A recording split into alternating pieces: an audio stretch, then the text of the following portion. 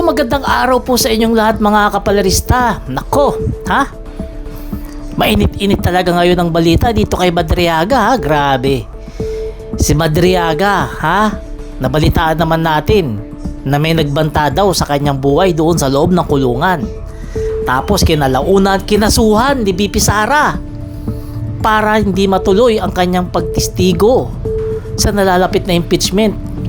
Ngayon naman, mainit-init na balita, ha? Merong nagsusuhol kay Madriaga ng 1 billion pesos para lamang hindi tumuloy sa pagtistigo dito kay BP Sara. Eto balita, panoorin nyo. Attorney, nabanggit nyo yung tumawag at nag-o-offer ng 500 million to 1 billion. Dating kasama ng client nyo. Anong ibig nyo sabihin ng dating kasama? Dating kasama kasi, saan? yung notes ko kasi nasa office, no. Ang recollection ko sa pag-usap namin, kung di ako nagkakamali, kung hindi classmates sa College of Law, kasamaan sa ISIP. Inday Sara. Kasi remember siyang convener ng Inday Sara. Yung asosasyon nila na, although tawag natin Inday Sara is my president, iba naman talaga ang meaning yan, yung parang kalimutan ko na yung meaning nun eh. Mga kasamaan daw nila yan sa ISIP sa ibang probinsya. Na yung iba pa dyan nagtatrabaho sa gobyerno, ayaw nga niyang banggitin yung tunay na pangalan. Sabi ko, you will have to mention that later on, yung tunay na pangalan kahit na nasa gobyerno sila. In the meantime, binigyan niya lang ako ng mga alias. Meron nagtatrabaho sa DPWH Central Legal Department. Tapos merong isang nagtatrabaho na sabi niya sa LRA Register of Deeds, kung hindi San Juan, Makati, basta NCR area. So sabi niya, nung nakausap niya is that, yun nga, merong 500 million to 1 billion name your price. Yun ang offer sa kanya. Sobrang laki, di ba? Pero kilala niya. Kilala niya of course, kilala niya. Oo, kasi nung tinanong ko siya, denial mo yung number. Nung pagsagot, kilala mo. Oo, sir, kilala ko eh. Ang hindi ko lang ma-sure kung classmate sa College of Law or kasama sa ISIP. No? Kasi yun lang naman ang grupong ginagalawan niya ron eh. Yung mga naging classmate niya sa College of Law, na yung iba naman doon, yung mga classmate nila, sila rin ang mga founding members, chairman, or convener ng iba't ibang asosasyon na binuo para kay Sara. Ano yung College of Law niya ulit? San Sebastian po. San Sebastian. Pero yung names po ng mga kausap niya, ayaw pa niya ibigay sa akin yung complete name. Binigyan niya lang ako ng mga alias. Kasi talagang unless necessary, ayaw niya munang madama yun. Although wala namang krimen doon, no? Pero sinasabi natin doon is that yung mga nagpaparating na may pondo kami dito, may budget dito, huwag ka lang tumistigo. Government official sila pala, government official. Ang sabi niya, why is nagtatrabaho sa gobyerno? Hindi ho binanggit kung kanino galing yung pera, kung sino yung sponsor kasi Ang sabi lang is may pondo daw sa ISIP, parang ganun po. May pondo rito ang ISIP, parang kasi malaki-laki 1 billion ba? So isang organisasyon lamang na ang sinabi is 500 to 1 B, name your price.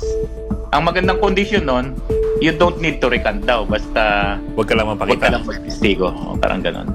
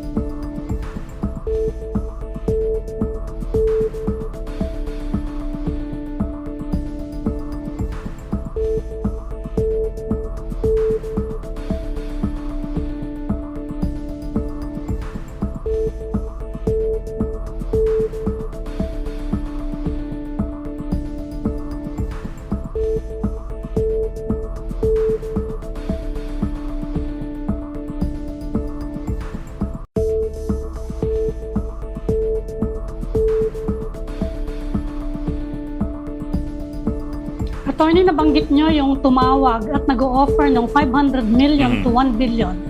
Dating kasama ng client nyo. Anong ibig nyo sabihin ng dating kasama? Dating kasama kasi, saan?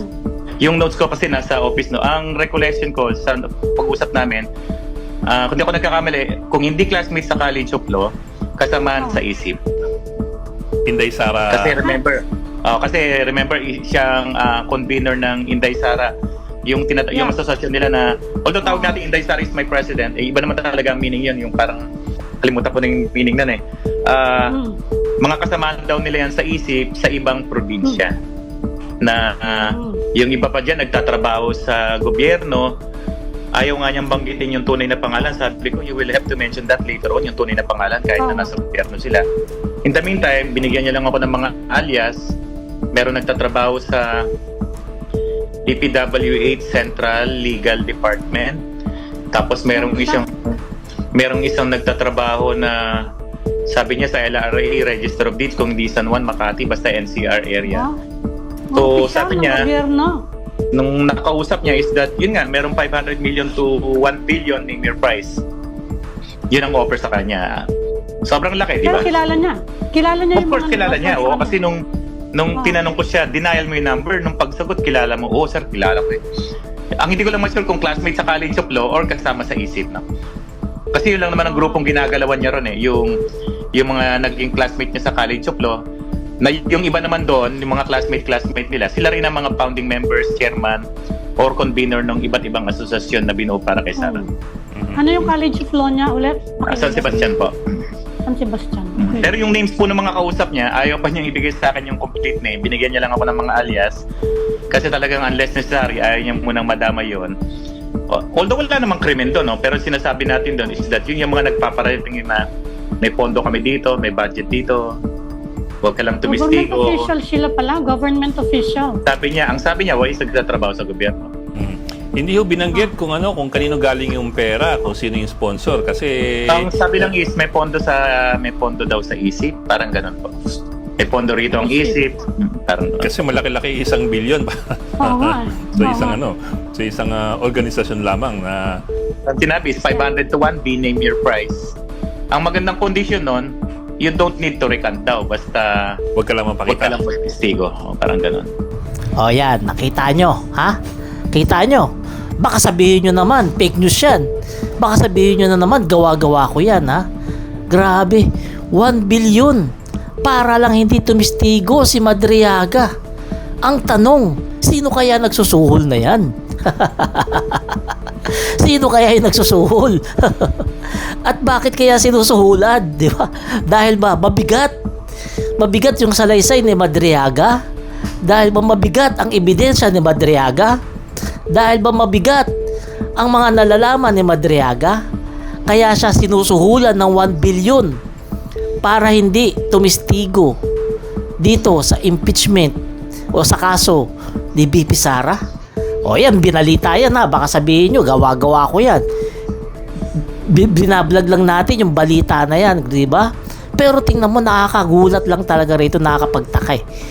Saan kaya kukuha ng 1 billion yung taong nagsusuhol kay Madriaga? Sabi, parang kaklase niya raw yata sa law school niya.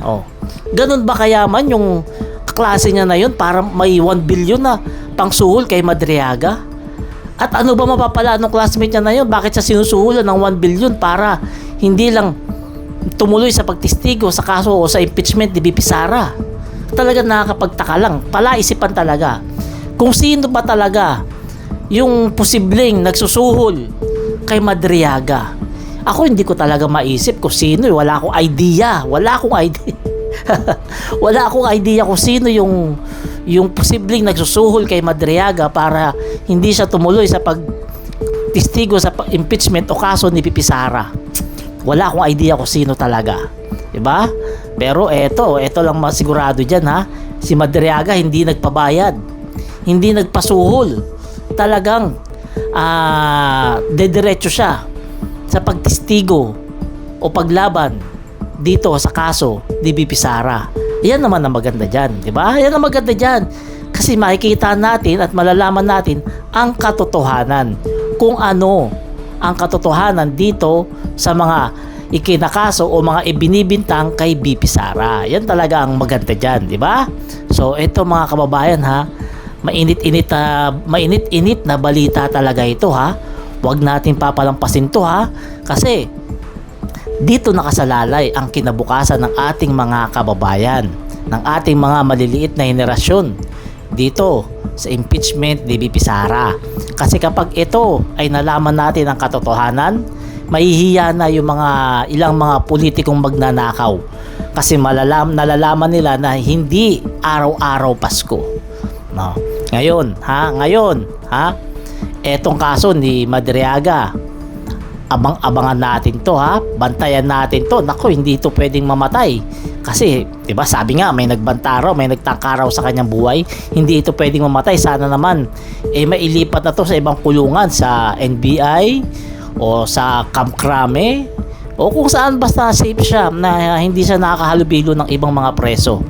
Kasi etong si Madriaga talaga ang missing link diyan sa impeachment ni BP Sara. Kaya nga 'di ba? Kaya nga siguro sinusuhulan para hindi siya tumuloy sa pagtistigo, at saka siguro pinagbabantaan para matikok siya at hindi na makapagtistigo, at siguro kinasuhan ni BP Sara para matakot at hindi na tumuloy sa pagtistigo. Diyan lang, makikita na natin diyan pa lang na matindi-tindi talaga ha, matindi-tindi talaga ang hawak na katunayan o katotohanan o ebidensya nitong si Madriaga, dahil sa nalalapit na impeachment ng kaso ni BP Sara, naglalabasan na itong mga to na talagang pinipilit siyang patahimikin. Pero mabuti, etong si Madriaga hindi nagpapatinag. Talagang nakapanig pa rin siya sa katotohanan. Hindi nagbebenta ng kaluluha. At higit sa lahat, etong si Madriaga ay may malasakit sa mga Pilipino at handa niyang isiwalat kung ano ang totoo na kanyang nalalaman. So kayo mga kababayan, ano masasabi nyo sa video natin na to? Please comment down below and share this video para marami makapanood nating mga kababayan. Salamat.